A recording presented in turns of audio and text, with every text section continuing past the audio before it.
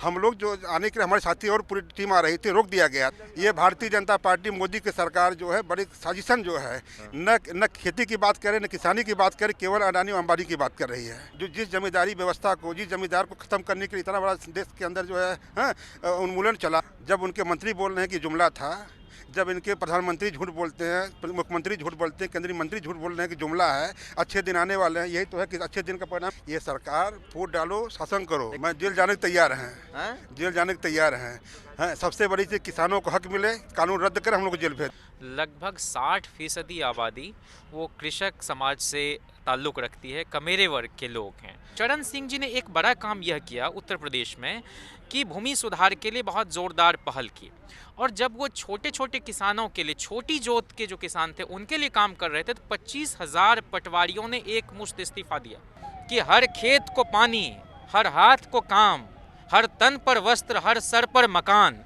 यही लड़ाई, मुझे तो लगता है कि इस देश में फिर से चिरकुटई और जुमलेबाजी से परे एक दमदार और मजबूत और खुददार किसान नेता की ज़रूरत है। और अभी के प्रधानमंत्री का क्या मानना है कि हिंदुस्तान की खुशहाली का रास्ता अडानी और अंबानी के कारखानों से होकर गुजरे। 1000 बीघा 2000 बीघा वाले जो किसान थे वो भी धीरे धीरे कम हो रहे हैं। जिनके पास ज़मीन नहीं है, जो लैंडलेस लोग हैं, वो जो कॉन्ट्रैक्ट फार्मिंग का कॉन्सेप्ट रहा है, बटाईदारी का, उससे उनका परिवार चलता है, अन्न उपजाते वो हैं।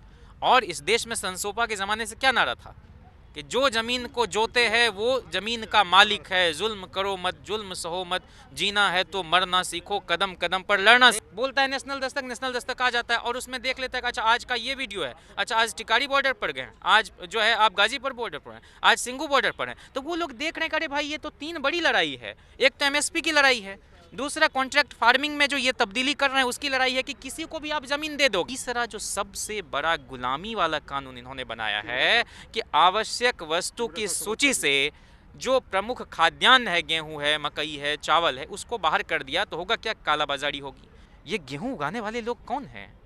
ये खेत में पानी पटाने वाले लोग कौन हैं? उन्हीं के बच्चे कोई सीमा पर हैं जो देश की अखंडता, एकता और संप्रभुता की हिफाजत कर रहे हैं। एक तो मीडिया का एक बड़ा सेक्शन यह बता रहा है कि जो विपक्ष के नेता हैं वो कहाँ हैं। एक तो पहली बात कि राहुल जी इसको रिपील नहीं करेंगे, हम रद्द करवा के छोड़ेंगे। मेरा 5 साल का बच्चा है, उसने मुझको बोला पापा जब तक कानून रद्द ना हो तुम्हें घर पे नहीं आना है, हम यहीं पे शहीद हो जाएंगे बैठे बैठे। ये जो हमारे प्रधानमंत्री जी हैं, एक अलग से एक दूसरा गेम खेल रहे हैं। ये किसानों को बंटवारा कर रहे हैं, गांव में जा करके, देहात में जा करके किसानों को गुमराह कर रहे हैं। किसानों से उनसे बात करते हैं जिनको किसानों से कोई संबंध नहीं, असली किसान, नकली किसान, खालिस्तानी, आतंकवादी, मोहवादी। देश से नहीं हमारा आ रहा, हमारे सारे भाई बहन भेज रहे हैं अपने भाइयों के लिए, किसान भाइयों के लिए। ये पैसा विदेश से, इधर लोकल पंजाब से, जौन से हमारे किसान भाई हैं, सब अपना अपना योगदान जो जितना पा सकता है उन्होंने इधर भेजा है। और हम सब इकट्ठे होकर के इधर जो ठंड सर्दी में किसान बैठे हैं, नंगे पैर हैं, उनके जुराबे नहीं है पैरों में, उनके लिए हम ये मुफ्त सेवा कर रहे हैं। ये हमारे लिए संघर्ष कर रहे हैं, हम इनके लिए इतना नहीं कर सकते तो हम क्या इनके बच्चे कैसे? सरकार तो बहुत कुछ बोलेगी, वो तो कभी हमारे पिज़्ज़ा पे बोलती है, कभी हमारे कपड़ों पे बोलती है, कभी हमारे बोलती है कि इनके पास गाड़ी कैसे आ गई। यार किसान है, कमाई करता है, खून पसीने की कमाई है हमारी। सरकार तो पहले भी बोलती थी कुछ भी, पहले तो बोल रही थी कि बिल्ली बिल्कुल सही है, अब मान तो गई ना कि इसमें इतनी मिस्टेक्स हैं, वो मान गई। नहीं जी, फंड किसी से जमा नहीं किया। जो मेरे भाई बैठे हैं, ये देखिए, ये खड़े हैं, हमारी कादियाँ यूनियन है, हरमीत सिंह है, सारों ने अपनी जेब से डाले हैं जी। हमारे पास बहुत है, हमारे पास बहुत स्टॉक पड़ा है, कल और आ जाएगा, परसों। जो इस देश के किसानों के फटेहाली है, उदासी है, इनके चेहरे पर जो उदासी है, इसको देख करके हम कुंठित हैं, हम अपने आप को रोक नहीं सके।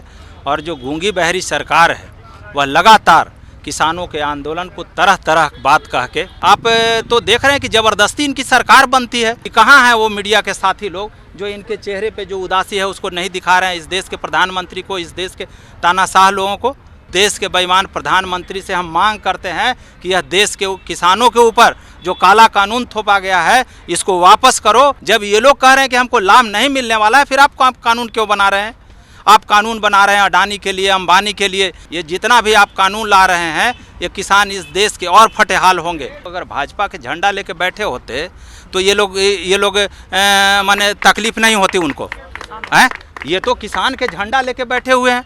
यह तो बेईमान लोग हैं। जब चुनाव के दिन में जाता है तो तरह तरह के ठगने, किसानों के प्रलोभन देने का काम करता है कि खाद में हम सब्सिडी देंगे, तुम्हारे खेतों को हम पानी देने का काम करेंगे। लेकिन जब वही शासन और सत्ता में बैठ जाते हैं तो फिर रोलर चलाते हैं, बुलडोजर चलाते हैं, पाकिस्तानी कहते हैं, खालिस्तानी कहते हैं। वह सिर्फ ठगने वाली इन लोगों से बात कर रहे हैं। ये तो आर पार की लड़ाई है भाई। आप जो कानून आप पार्लियामेंट में लाए हैं बिना बताए हुए किसी को, और उसमें भी ऐसा कानून देश में पहला बार आया है संसदीय इतिहास में, जो राज्यसभा में पहले आया है। देश के लिए दुर्भाग्य है। पहले लोकसभा में आना चाहिए बिल को, इसके बाद राज्यसभा में जाना चाहिए। प्राइवेटाइजेशन के खिलाफ लड़ा जा सकता है, क्योंकि अगर प्राइवेटाइजेशन होगा, ये समझने की जरूरत है, तो खाली किसानों के खिलाफ मामला नहीं रहेगा।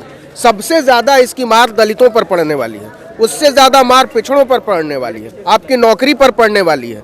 अडानी और अंबानी अगर आएंगे तो सरकारी नौकरी तो खाएंगे, ये मंडियां बंद होंगी तो सरकारी नौकरियां ही तो जाएंगी।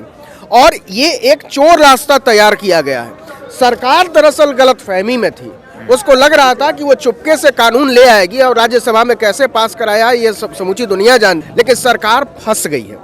क्योंकि अब सवाल बड़ा हो गया। किसान ने आंदोलन शुरू जरूर किया है, लेकिन इसका दायरा अब केवल किसानों तक नहीं है। इसमें नौजवान है, इसमें दलित है, इसमें पिछड़ा है, इसमें मुसलमान है, पसमानदा है। इतने बड़े दायरे में फैले हुए आंदोलन से लड़ना अकेले किसी सरकार के बस की बात अब नहीं। जीत हमारी श्योर है जी। ये पहला मौका है हिंदुस्तान के इतिहास में जब मेन स्ट्रीम मीडिया को पूरी तरीके से इतने बड़े तबके ने खारिज कर दिया है। आप बताइए कि लाखों लाख लोग कोई चैनल नहीं देखते और समूची दुनिया की बात से वाकिफ हैं। तो टेलीविजन चैनलों का गुरूर टूटा है, उनका घमंड खत्म हुआ है कि हम जैसे चाहते थे वैसे बिल्डअप करते थे लोगों के मानस को।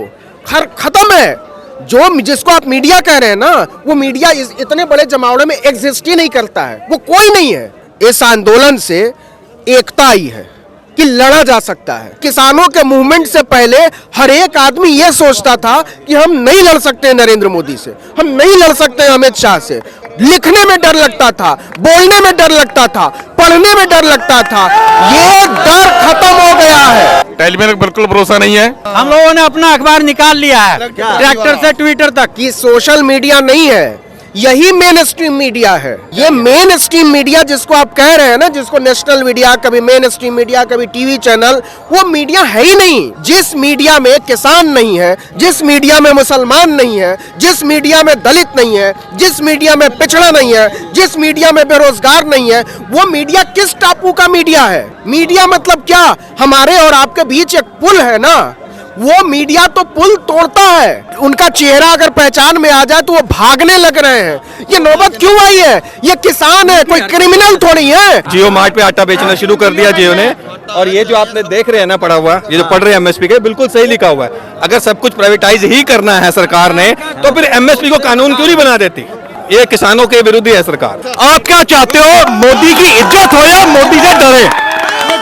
मैं आपसे डरता हूँ। गुरदासपुरिया दा गद्दार सन्नी देओल मुर्दाबाद, मुर्दाबाद। पंजाबिया दा गद्दार मुर्दाबाद, पंजाबिया मुर्दाबाद। सन्नी देओल इतना सा हीरो है, वो जो कहता है ना ये 2 किलो का हाथ, सन्नी देओल साहब पीछे डालने अपना हाथ, क्योंकि फुस हो चुका है वो। गुरदासपुरिया आज भी गालियां निकालते हैं, नरेंद्र मोदी को तो निकालते ही हैं, सन्नी देओल को भी गालियां निकालते हैं। पता क्यों? क्योंकि ये जीतने के बाद इसने अपना एक पीए लगा दिया कि ये सारे काम करेगा, मैं बॉम्बे में रहूंगा। ऐसा होता है क्या? हमको तो इसके मर्द होने पर भी शक है। ये 56 इंच का सीना है क्या सर? वो गुब्बारे भर के ना हवा के यहाँ लगाए हुए 56 इंच का सीना दिखाते हैं। अगर इसने चुनाव ना लड़ा होता गुरदासपुर से, एमपी ना होता, हम इसका नाम भी नहीं लेते। अच्छा, निकाल नहीं करनी। नरेंद्र मोदी जी प्रधानमंत्री साहब रकाबगंज गुरुद्वारे गए, माथा टेका। देखो यहाँ किसान आंदोलन हम लड़ रहे हैं, सिख भी लड़ रहे हैं। 2 करोड़ वाली जैकेट भूल गए क्या? 1 मिनट, 2 करोड़ वाली जैकेट भूल गए क्या? भूल गए। और जो एक कोरोना में फंड आया उसकी ऐसी तैसी की मोदी साहब ने, भूल गए। रेल बेच दी, भूल गए, सब कुछ भूल गए। अब जो मोदी साहब बेच रहे हैं, आरएसएस रंडुआ है सारा, तभी तो सारा देश बेच के गोली खाने को तैयार बैठे। मुकदमा क्या कहता है हमको यार? एयरपोर्ट बेच दिया, रेलवे बेच दी, क्या बचेगा वो? चौकीदार चोर है, क्यों नहीं बोल रहा वो चोर है? बोल रहा है।